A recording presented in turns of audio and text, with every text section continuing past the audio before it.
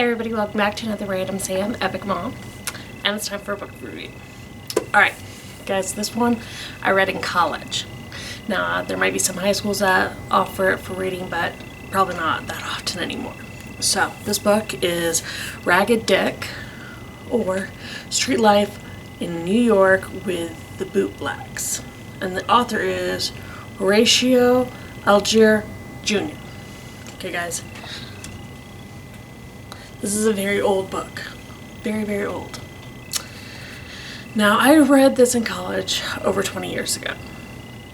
God, I'm getting old. But this book was written in 1868. Now, guys, I bet just hearing that year, you're like, oh my God, that happened, you know, almost 160 years ago. None of that's relevant. None of it. And you gotta remember, guys, back then, life was really hard. I mean, people who lived on the street was common, kids were common, there were no labor laws, there were no, safety protocols in place. There wasn't a lot of legislation on pretty much anything. And it was a very tough life. I mean, it was pretty much survival of the fittest. But at that time, America was still considered a great country because it was a place where, you could make your fortune. You could start off at the bottom. Now, keep that in mind that no computers, no electronics, no electricity, there was nothing, you guys, that would make it easy like it is today. Indoor plumbing, not a thing, okay? It just, or at least it wasn't common. So, get that in your brain, right? Heck, even the roads weren't always paved and such. And, there were no cars. No cars, guys. You got carriages, horses, boats, all that. No cars. So, again, 1868, guys. Long, long time ago. And this takes place in New York. Now, back then, most young boys who, didn't have a family or were orphans or whatever, they would go out and work on the streets. And anything from selling newspapers to shining shoes, all that. Well, Dick is actually a kid who's pretty much been out on his own. He is, sorry guys, I'm screwing this up. He's like between 12 and 14. I don't think they ever actually got into how old this kid was. But it was,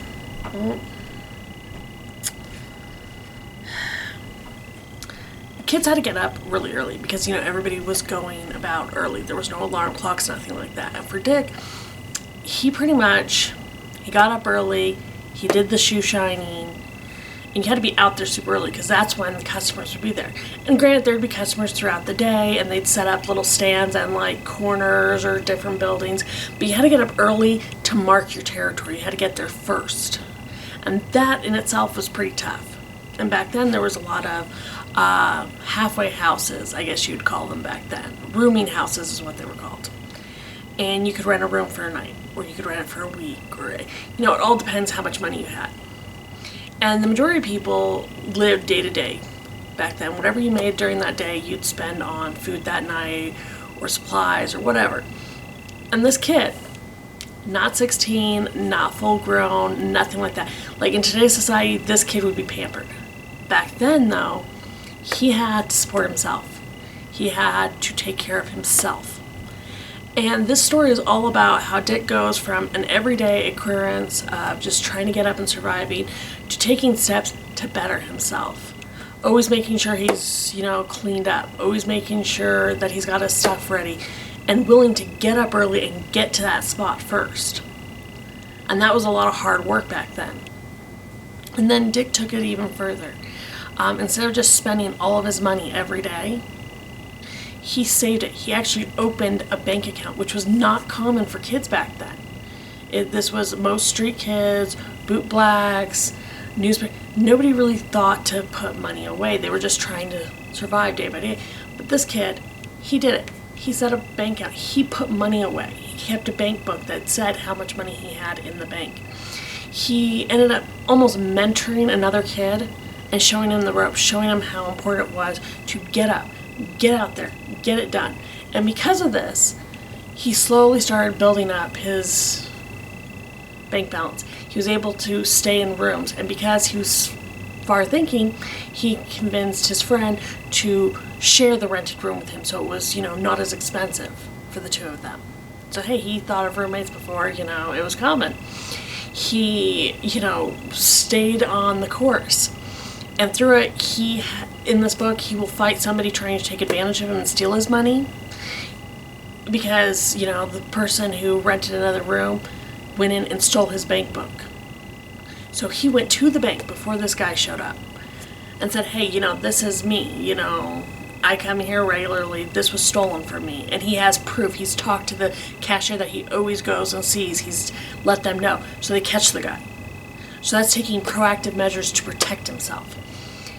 Because of all these things that happen, because of how he's kept himself up, a chance meeting will make it so that he meets some affluent member of society who needs a favor. He needs somebody to watch his son. So Dick does this. He offers to do it. Because he's offering to do this, because he's been known to always be reliable, the guy buys him a brand new suit so that he looks the part to be with his son, to watch out for the guy's son. A series of events happen. Kid almost got hurt. Dick actually saves him. But again, it's just these steps of this kid taking him. And because of this suit, and because of making this offer for these people, and showing that he was a hard worker, he got to step into a better life, a better job, and just working himself doing that. And today's society, I'm sorry guys, we are weak. We are pansies. We have everything really much handed to us. And I want you guys to imagine a world where there's no government assistance. There is no real, protection out there. It is a, survival of the fittest, guys. Again, you had to be tough enough to survive. And you had to be smart enough, not only to survive, but to get better. And that's why I love this book, Ragged Dick, because again, I read this in college, guys. So again, you have to have that young mindset. But this one just really hit home on how different the world was back then and how important it was to keep improving yourself and not to just expect things to come naturally for you. And that's why I love this book, because it was all about how using the right mindset, having that hard work and dedication can change somebody's life. And I really believe that the lessons that are taught in this book still apply today. Today, society might be different. Today, things might be easier. But that same belief that if you got up every day, you worked hard, and you did your best, and you kept thinking forward, not just how am I going to survive today, but how am I going to survive next week? And how am I going to make my life better next month? And how am I going to keep going in case something happens to me, how I can survive? And being an example to the people around you. Because Dick could have been all about, I'm going to worry about me, nobody else. But because he watched out for his friend learned, hey, I'm not going to spend my money every day on, one big, really good, expensive meal, and then I'm going to be broke tomorrow and not know where I'm going to sleep. He was that example. He gave advice to his friend. He tried helping them. And a lot of times it's really easy, especially in today's world, to think, oh yeah, I've got all these friends on Facebook or Twitter, or, whatever thing is out there that you're into. But we're actually very, isolated as people. And that's one of the reasons I love living in a small town, is that people know who you are and all that. But we need to have that mentality of, I can do better. While I'm doing better, I can still offer a helping hand to somebody next to me. I can still be an example. And I think that's something we've forgotten as people, but there are still so many people out there who are still exemplifying that. And this book also gives a good example of how you can start from nothing and build your way up. You can become successful. You can keep improving yourself. And I think that still holds true today. So if you guys have somebody who is struggling in your life, or you just need something to really bring back that there are ways to succeed, please give this one a book, because Ragged Dick, honestly, it's great. I have encouraged both my teenagers to read it. I am going to encourage my other kids to read it as they get older. And I just gotta say, this is a key example, and I have tried to follow this type of mentality my life, and I've tried to instill it in my kids.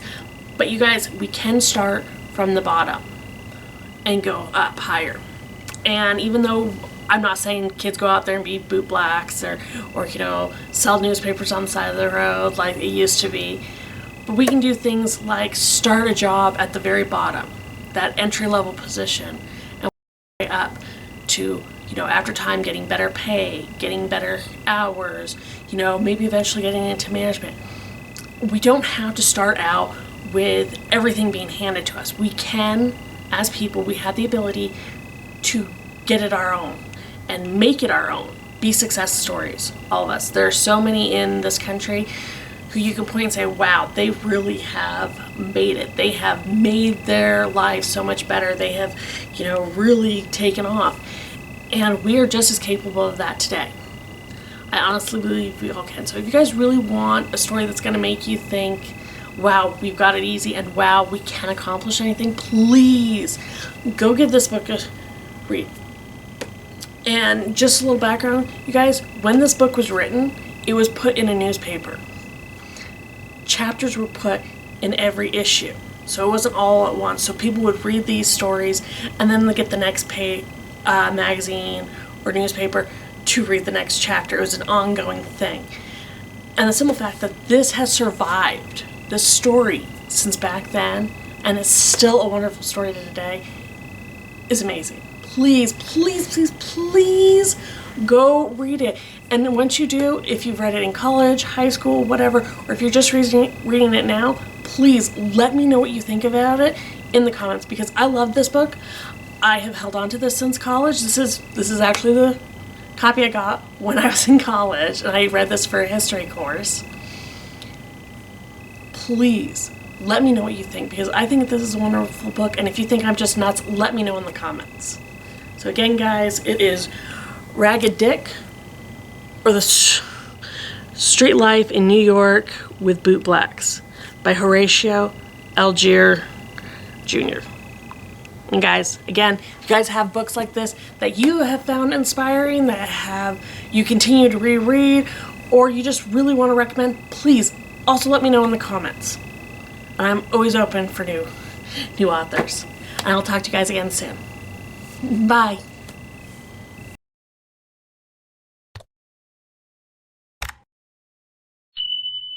Hey everyone, I hope you enjoyed that. Please check out our other videos already on YouTube. And give us a like and subscribe. And if you hit that bell for notifications, you'll know when we put something new out. So try to make every day matter by finding the fun. You guys have a great one. Bye.